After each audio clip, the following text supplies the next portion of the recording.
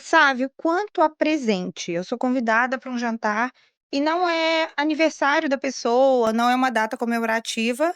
É elegante eu levar um presente para o anfitrião e o que levar?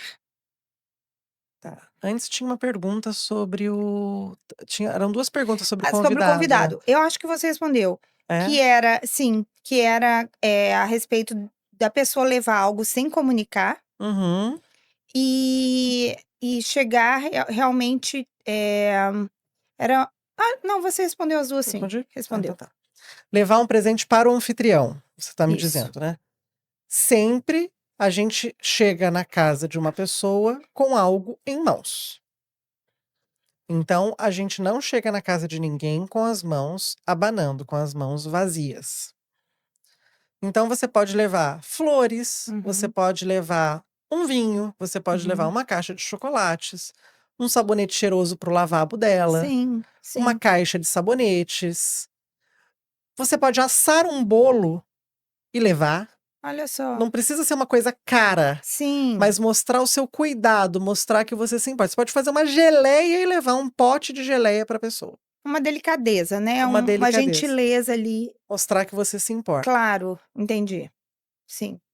É muito bom você falar que normalmente as pessoas pensam, que devam, né, levar algo, como você disse, de um valor, maior e o que levar e de acordo com o evento. Agora o que eu tô te falando, a etiqueta, ela é contingente, local e relativa. A etiqueta é variável. E nós estamos vivendo um mundo de wellness. É. Dar vinho, dar garrafa de bebida e chocolate não é mais como era há 20 anos. Gente, que curioso, faz todo sentido. Meu pai trabalhou muito tempo no mercado financeiro, né? Chegava fim de ano, o nosso bar era reposto integralmente, uísque, gin, etc. Hoje em dia as pessoas já pensam assim: e se ele for um alcoolista? Eu não tô fazendo bem pro fígado dele. Eu E não tá tô. contribuindo para algo que ele tá tentando evitar. Exatamente. Então, assim, a gente nunca sabe. É fácil cometer uma gafe com bebida e chocolate. Então é melhor, de repente, você investir numa aula experimental, num yoga. Você tá entendendo? Sim. Proporcionar um dia, um spa day pra você de presente de Natal. Você agenda no melhor momento pro seu horário. É uma opção, por exemplo. Você não só proporcionar produtos, como serviços também, né? Sim. Sabe, receber pessoas com restrições alimentares. Como proceder? No caso, se é um evento maior, acredito que não tenha como, né? Agora, se é um evento pequeno, devemos perguntar ao convidado se existe alguma restrição, o que seria, como deveria ser feito. É um anfitrião bem preparado, ele sempre vai ter opções na manga, tá? Mas é responsabilidade do anfitrião saber quais são as restrições alimentares dos convidados. É muito mais prático, mais objetivo, mais sincero e menos complicado que o anfitrião se encarregue de perguntar: você tem alguma restrição alimentar? O seu acompanhante tem alguma restrição alimentar? E a partir dessa informação bolar o cardápio.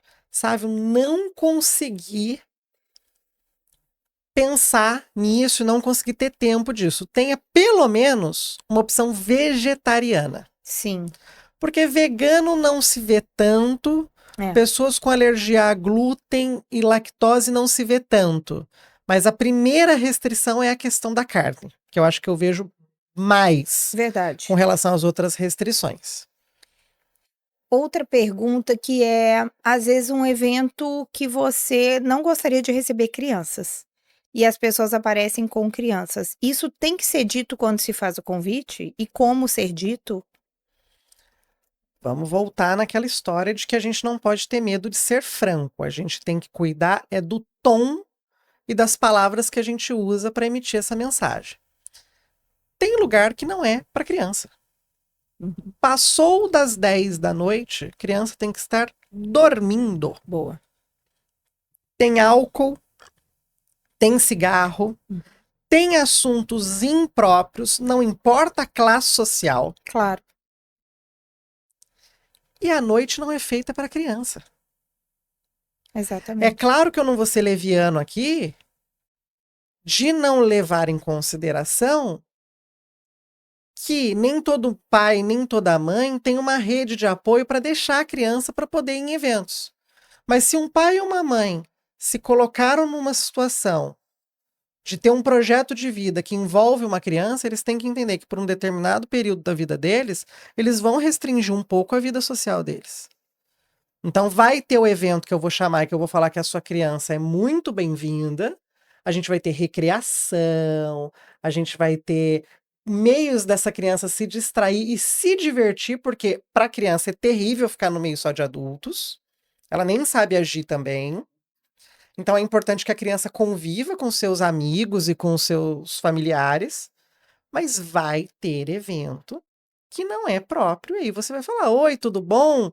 Meu casal de amigos, gostaria muito de receber vocês. Desta vez não vai ser possível a gente receber criança, porque vai ter álcool, vai ter música, vai ter tudo aquilo que não é interessante para a formação daquela criança. Mas numa próxima oportunidade a gente vai combinar um outro evento diurno, um outro evento que tenha atividades para que essa criança aproveite também.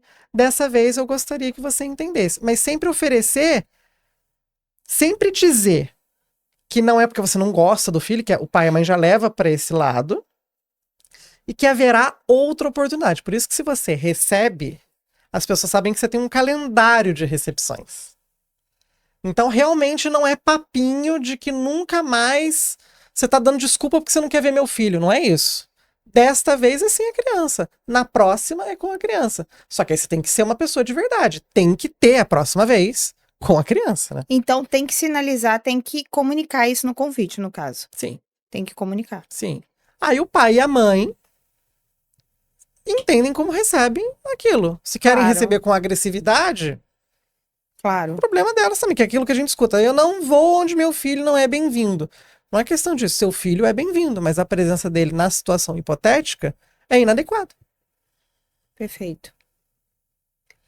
Sabe, eu quero que você me diga uma ou mais de uma situação constrangedora que você já tenha vivenciado, acredito que várias, nessas situações de recebendo ou executando algum evento, enfim. Tá. Eu sempre penso numa que me dá muita vergonha até hoje de lembrar, porque é sempre porque a gente fala demais. Então, eu sou um comunicador nato, adoro falar, e isso tem qualidades, que eu conecto pessoas, eu prospecto negócios, mas ao mesmo tempo eu sou falastrão, eu falo demais pra gente que eu não tenho que falar tanto. Uhum. E a gente tem que ter consciência disso até para saber onde se policiar. Eu me lembro um dia que nós fomos todos para uma casa de campo de um amigo, um frio na serra, e dos convidados eu não conhecia pessoalmente. Eu sabia quem era, mas eu nunca tinha estado com esta pessoa pessoalmente. E quando nós fomos nos cumprimentar, todo mundo com um problema respiratório de inverno na época, Sim. então ou resfriado, garganta, etc. E ele veio falar comigo com uma voz muito fina. Muito, muito, muito fina. Minha voz não é grossa, mas assim, era algo personagem de desenho animado. Sim. Eu falei: Ô, você também tá com a voz ruim? Você quer uma pastilha, uma dor de garganta? Era a voz da pessoa. Uma doença grave, intratável, que já procurou tratamentos internacionais para melhorar e não tem jeito. E todo mundo olhou assim, porque eu era a única pessoa que nunca ainda não tinha ouvido a voz dele ainda. Todo mundo falou assim: sabe, a voz dele é assim. Eu não consegui nem consertar, eu só mudei de assunto. Mas eu acho também que ele estava tão habituado a ouvir esse tipo de coisa, ou até coisa pior, como zombaria, bullying, que ele também não levou pro coração dele. Mas é isso, é lembrar que a gente tem 2 ouvidos e uma boca, justamente para escutar mais do que a gente fala. É fato. E acontece real. Bem constrangedor. Deixa eu te perguntar questões aqui, sim, de etiquetas, por exemplo, aqui, tá? nós estamos com uma taça, que isso eu sempre aprendi da época da minha avó, que é nunca sirva água, nunca encha um copo com nenhum líquido. Nem água, né? Nem nenhum outro tipo. E assim, a gente vê, às vezes, até em restaurantes de nível alto, enfim. Eu acho que os garçons, eu acredito que tinham que ter aulas de etiqueta. Eu percebo isso em vários restaurantes que eu frequento. Eu vou te fazer até aqui, eu vou questionar 3 situações, tá? Para você me falar se ainda está em uso, se Vamos não lá? isso já está em desuso, não tem mais problema, ou se ainda é uma regra de etiqueta, assim, bem-vinda. Essa questão da água, continua valendo? Ou outro líquido qualquer, enfim, não encher o copo, a taça. Com certeza, a gente tem que pensar sempre que um anfitrião bem preparado se antecipa a situações que possam atrapalhar o evento dele. Um copo cheio até aqui pode muito bem causar acidentes, né? Sempre tem uma pessoa que treme um pouco mais, uma pessoa mais desastrada. Além do que, tudo que é muito e transbordando não é equilibrado. E o Isso, equilíbrio é uma característica crucial, uma característica central da elegância, perfeito. da etiqueta. Então, encher muito, para quê? Vamos lá. O líquido vai esquentar ou esfriar demais, a pessoa vai acabar consumindo pouco, vai largar resto ali. Causa desperdício, o desperdício é super deselegante, não tá com nada. Então, por isso que eu falo, você não precisa encher prato, encher copo, nada disso. Sirva pouco e repita quantas vezes Isso. você quiser. Essa regra vale inclusive para se servir, né, num ambiente mesmo De que comida. seja exato. Vá à mesa várias vezes, mas não se sirva muito de uma apenas de Exatamente. uma vez. E isso até aquilo a questão também do pouco, vai até para um lado de um gatilho do luxo que é a escassez, né. Exato. Então já complementa nessa situação também. Outra questão é, por exemplo, sabemos, cotovelo à mesa na hora das refeições. Eu percebo também, eu costumo falar, eu tenho o hábito de observar algumas questões que é tipo, não só o cotovelo à mesa, né, mas quando as pessoas ficam aqui com a faca. Eu quero morrer. Eu sei que eu sei. Tô falando aqui, gente, assim, até amigas já vi fazendo, enfim. Eu não faço e acho extremamente feio e deselegante, é a minha opinião. Então eu acho o fim do mundo a pessoa aqui com a faca na mão, não descansa a faca, eu morro. E eu reparo sim. Eu acho que isso é o que eu mais reparo, a pessoa, né, com a faca aqui na mão, não descansa a faca em momento algum. Então assim, eu não isso me soa deselegante, eh, e é algo que eu mais observo, sabe, em restaurantes, e é aquilo, é incrível, porque isso não tem a ver mesmo com poder econômico, porque às vezes a gente julga, né, e fala: "Ai, porque a pessoa não teve boa educação, porque a pessoa é isso, é aquilo, ou questão financeira", não. Então eu acho que é um hábito que as pessoas deveriam levar em consideração. Óbvio, gente, cada um faz o que quer, a gente tá falando aqui de boas maneiras de ser agradável até o olhar, né, para quem se eu tô vendo você, se eu tô acompanhando você num jantar, no almoço comigo, é tão mais agradável eu vê-lo numa condição e numa postura, melhor do que uma situação dessas. Me fala sobre isso, o que que você acha? É um assunto muito complexo, tá? E tem muitas camadas para a gente trabalhar aqui. Nós vivemos uma sociedade que tem uma elite extremamente mal educada, muito mal educada, que ainda tem os resquícios de um coronelismo, que é o você sabe com quem você está falando, Uhum. e também o prato é meu, eu como do jeito que eu quiser, tá? E isso, por mais que nós não tivéssemos o feudalismo na história do Brasil é uma reprodução de um comportamento feudal. Porque qual é a origem da etiqueta? Desde as civilizações, das grandes civilizações do passado, como China, Egito, nós temos Ptahotep no Egito, nós temos Confúcio na China, que já enumeravam regras de convivência harmônica entre grupos. À medida em que os grupos crescem na nossa sociedade, os conflitos surgem e sempre vem um pensador, como Aristóteles, por exemplo, para trazer reflexões de como a gente deve agir em sociedade. Já podemos chamar isso de um convite a refletir sobre boas maneiras. Mas o nome etiqueta surge no século XVII, quando o Luís XIV, numa França extremamente fragmentada, com feudos autônomos em que os senhores feudais, os nobres, eram livres para legislar e para agir e para comandar dentro dos seus feudos, eram donos de si, de quem estava ali, donos de tudo que acontecia, do comportamento, tudo. E ele fala: não quero mais que essa França tenha poder fragmentado, quero ser um rei absoluto, único, unificar o reino da França. Ele constrói Versalhes e convida esses nobres a morarem com ele. Ninguém quis. Os nobres tinham castelos na Provence, tinham castelos na Normandia, autônomos, enormes. Por que eles iam querer estar sob essa fiscalização do rei? Só que o que diferencia um nobre de um não nobre é a isenção de impostos.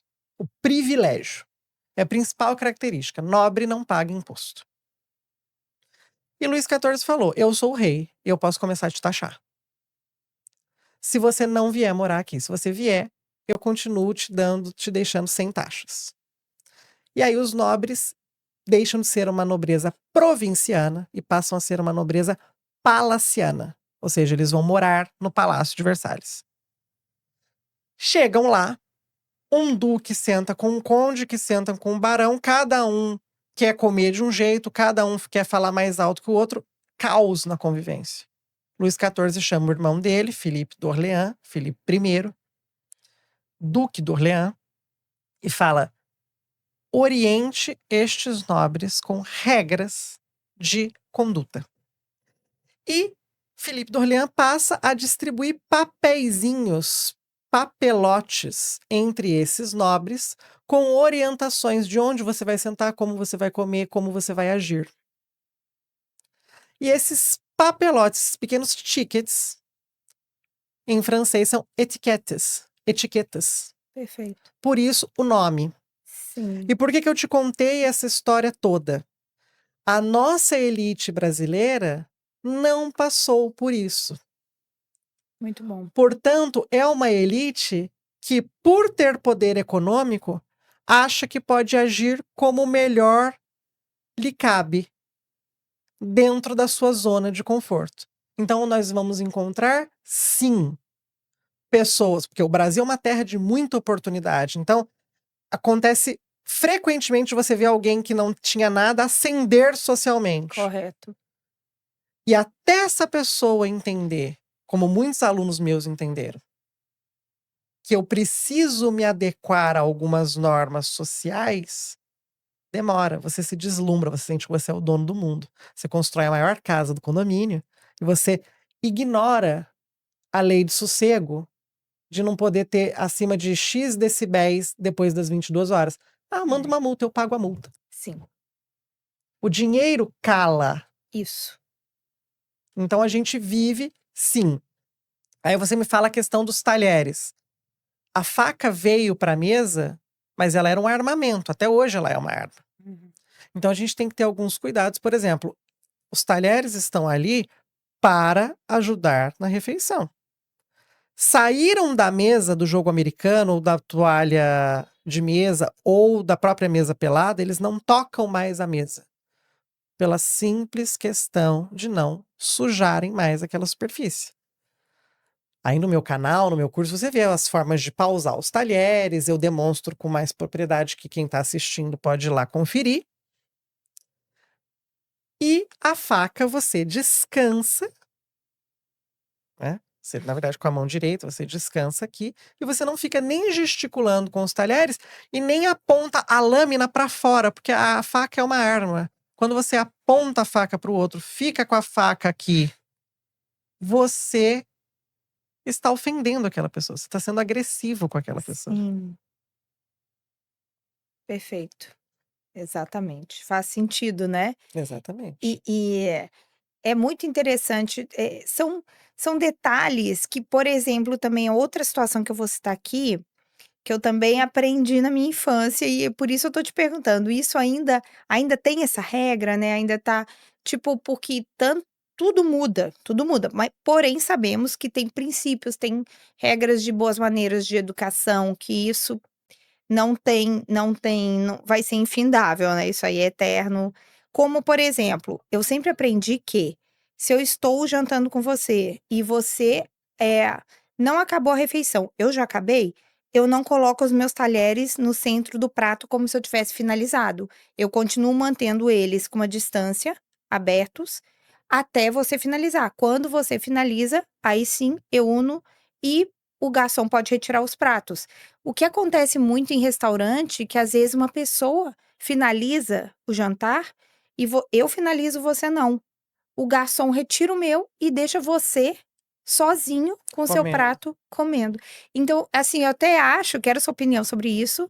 E na minha opinião, os garçons, principalmente aqui do Rio de Janeiro, deveriam ter aulas de etiqueta, de boas maneiras, de como executar as tarefas, porque realmente eu percebo muito isso em restaurante aqui no Rio. Sim. Eu acredito que nós temos que tomar cuidado para não comer nem rápido demais e nem devagar demais. A gente vai observando com muita naturalidade e sem pressão Perfeito. O outro. o outro. Então a gente tem que tomar cuidado para não ser essa pessoa muito falante, que é atrasada, Isso. e também nem se preocupar em acabar muito rápido aquela refeição. Agora, claro que num jantar a refeição é mais demorada, no almoço geralmente você está entre 2 períodos de trabalho, é algo mais informal, mais Uhum. rápido. Agora, terminou de comer, eu pauso meus talheres, entendeu? Agora, eu não termino de comer muito além do outro. Você tenta acompanhar Eu para não tento ficar acompanhar. destoando tanto. Isso. Perfeito, é realmente. E falando aqui, gente, a gente tá essa questão mesmo que eu citei, que eu acho, né, feio, que o Sávio pontuou também, do talher na mão. Tudo isso, cultura, a gente tá se baseando no Brasil, porque é claro que na Índia se come até com a mão, é claro que cada um tem uma cultura. Você chega na Índia, né, muitas pessoas comem com a mão, para mim é um horror. Isso. Mas, então, existem várias culturas, né, que eu até desconheço e que para eles está correto. A gente está falando aqui do Brasil. E o Sávio já me deu uma aula de história aqui, que eu aprendi muito, achei muito interessante. E eu quero aqui do Sávio agora uma dica de ouro, que eu sempre peço para o convidado uma dica de ouro sobre algo que você queira falar, né, para quem recebe, ou outra dica que você acha essencial nas boas maneiras. Tá. Algo relevante, assim, que a pessoa fale: "Não, realmente isso é importante". Com relação a boas maneiras, é começar pelo básico que toda criança deveria ser ensinada assim que tem condição de assimilar essa informação. Palavrinhas mágicas. Por favor, obrigado, com licença e me desculpe. Muito bom. A gente aprende isso criança ou deveria aprender e tem que levar para a vida, tá? Tá cheio de gente que, mas o meu tom foi amigável. Tem que falar por favor, tem que falar obrigado, tem que Deixar claro. pedir licença, tem que se comunicar, Certo. tá? Com relação a receber bem, a minha dica é: faça no seu dia a dia aquilo que você vai oferecer para o seu convidado numa ocasião que não é o seu dia a dia. pratique. Tire da cabeça de que receber é algo difícil, complicado, caro. Adeque à sua realidade. Faça coisas fáceis. Ah, mas para eu servir tal prato, eu precisaria de um ajudante, eu não tenho dinheiro. Serve um prato mais simples que você mesmo consegue dar conta. Chama o seu convidado para te ajudar. Construa dentro da sua cozinha, se for o caso, se você quiser levá-lo para o cômodo, se sentir à vontade, construa dentro da sua cozinha uma relação também de proximidade. Enquanto um cozinha, um lava a louça, não tem problema nenhum com isso. Sim, um ambiente mais intimista, Exatamente. se for adequado. Perfeito, Exatamente. muito bom. Receba com adequação. Não se endivide para isso. Não queira mostrar algo que não é a sua realidade. Então, minha dica de ouro para receber bem é: seja fidedigno à sua realidade emocional, social, habitacional. Seja franco, seja de verdade, seja uma pessoa de verdade recebendo. Não crie cenários, Muito bom. seja verdadeiro. Muito bom. Adorei a dica de ouro do Sávio. Eu vou pedir para Raquel pegar o presente que eu preparei para o Sávio.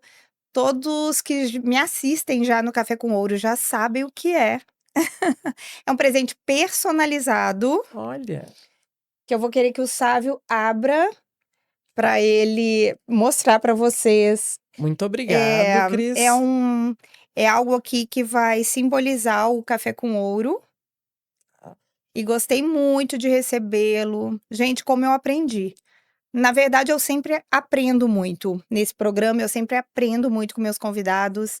E você, assim, incrível, muito interessante, muita dica bacana. E o Sávio nos mostrou hoje, né, que realmente a etiqueta não é uma bobagem, as boas maneiras não são bobagens. E, inclusive, você pode fechar o negócio devido ao seu comportamento. Achei muito interessante ali no início da nossa conversa. Quem está nos assistindo, inclusive, vai poder vivenciar 2 momentos dessa entrevista. Então, quem vai assistir a parte 1, depois tem a parte 2, que eu não sei qual que tá melhor, que todas têm, assim, muitas dicas interessantes. Fábio já tá abrindo ali, Sávio vai ver as iniciais dele Ah, que lindo! E escrito à mão. e por mim. É a minha Muito letra, bem. eu que escrevo. Autografo ali o Café com Ouro para o nosso convidado especial. Cris, Café com Ouro e as minhas iniciais no Pires. Você sabe, Cris, que eu amei. Muito obrigado. E aqui, 2 coisas que a gente pode falar. Presente a gente abre na hora Exatamente. para agradecer, então isso é muito importante. E luxo é personalização. Exato. Então, hoje você está me presenteando aí, fazendo jus ao nome do seu podcast e mostrando o verdadeiro significado do luxo, além do carinho, claro, porque de verdade eu também aprendi muito e hoje você também me deu uma aula sobre como receber bem. Ah, olha só que gentil. Muito obrigada mais uma vez. E assistam esse vídeo na íntegra. Vamos para os cortes no Instagram, como sempre, e o vídeo na íntegra no YouTube, em 2 partes que vocês vão amar. Muitas dicas.